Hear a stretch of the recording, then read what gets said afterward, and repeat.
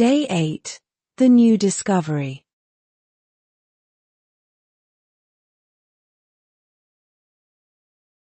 The 8th day dawned with a golden light, spilling over the horizon and casting long shadows on the ground.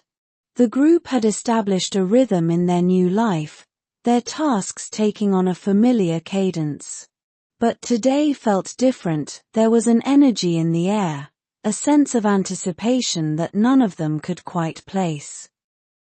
After their usual morning routine of gathering by the stream and discussing their plans, the group divided into their usual teams. Ethan and Amora decided to explore a part of the forest they hadn't yet ventured into, while Lyra stayed back to oversee the construction of a stronger perimeter around their shelter. Talon and Naira continued their scouting, and Elan and Myra focused on gathering food and water. As they moved deeper into the forest, Ethan and Amora fell into an easy rhythm, their steps light and their conversation flowing.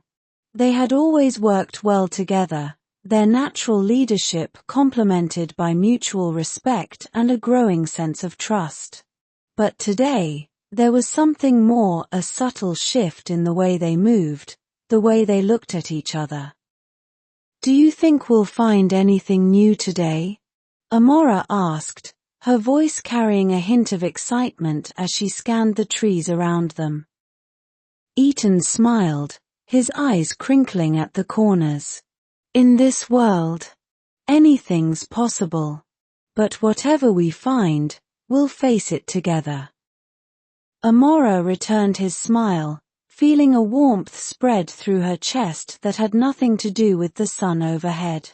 She had always admired Ethan's calm demeanor, his ability to lead without dominating.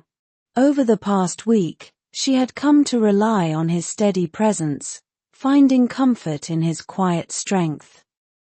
As they walked, the forest around them began to change.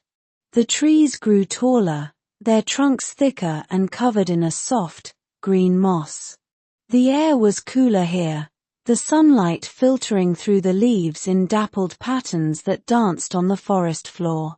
The sound of birdsong was louder, more varied, as if this part of the forest was home to creatures they hadn't yet encountered. Amora paused, placing a hand on Ethan's arm. "Look," she whispered, pointing to a break in the trees ahead. Ethan followed her gaze and saw a small clearing, the ground covered in a blanket of soft, purple flowers. The sight was breathtaking, a splash of color in the green and brown of the forest, a hidden gem waiting to be discovered. They stepped into the clearing, the flowers brushing against their legs as they walked. The air was filled with a sweet, delicate fragrance that seemed to seep into their very bones, soothing and invigorating at the same time. "These are beautiful," Amora said, bending down to examine the flowers more closely. "I've never seen anything like them." Ethan knelt beside her, his hand brushing against hers as he reached for one of the flowers. Their fingers lingered together for a moment longer than necessary, and when Amora looked up, she found him watching her with an intensity that made her heart skip a beat. "They are beautiful," Ethan agreed, his voice low.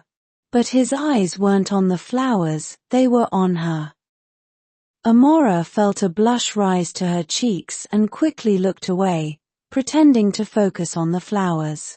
But her mind was racing, her thoughts a jumble of confusion and excitement. Was she imagining things, or was there something more in the way Ethan was looking at her? "We should bring some of these back," Ethan said, breaking the silence.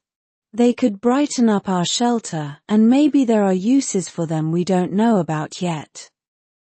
Amora nodded, grateful for the distraction. "Good idea. Let's gather some." They spent the next few minutes picking the flowers, carefully placing them in a woven basket they had brought with them. But even as they worked, Amora couldn't shake the feeling that something had changed between them. She could feel Ethan's presence more keenly, his every movement drawing her attention in a way that hadn't happened before. When they had gathered enough flowers, they stood and looked around the clearing one last time. The moment of discovery had passed, but the sense of something new, something unexplored, lingered in the air. As they made their way back to the shelter, the conversation between them was lighter, more relaxed. But underneath the words, there was an unspoken tension, a current of something deeper that neither of them was ready to acknowledge yet. They returned to the camp just as the sun was beginning its descent, the sky painted in shades of orange and pink. The others were already back, and there was a sense of relief and excitement as they shared their discoveries from the day.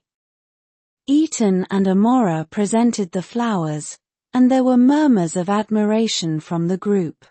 They placed them around the shelter, the vibrant purple blossoms adding a touch of beauty to their rough, makeshift home. That evening, as they sat around the fire, Amora found herself glancing at Ethan more often than usual. She noticed the way the firelight played across his features, the way his eyes seemed to sparkle when he laughed. She realized, with a start, that she was seeing him differently, no longer just as a leader or a friend, but as a man. Ethan caught her gaze and smiled, a warm, knowing smile that sent a thrill through her. She quickly looked away, her heart pounding in her chest. She wasn't sure what was happening between them, but she knew that whatever it was something she wasn't ready to let go of.